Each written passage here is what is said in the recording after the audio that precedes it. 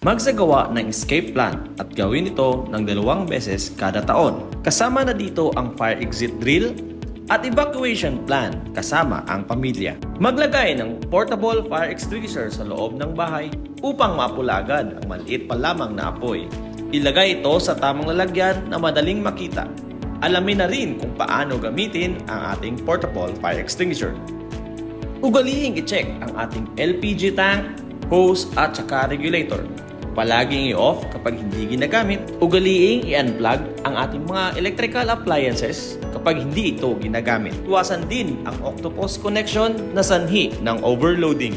Gumamit lamang ng angkop at dekalidad na gamit na may ICC stickers at approve ito ng DTI.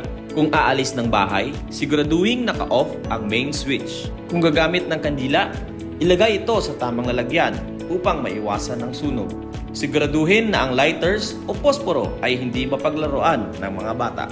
Nakakainam din ang paglagay ng smoke detectors upang maalarma agad pag may namumuong sunog.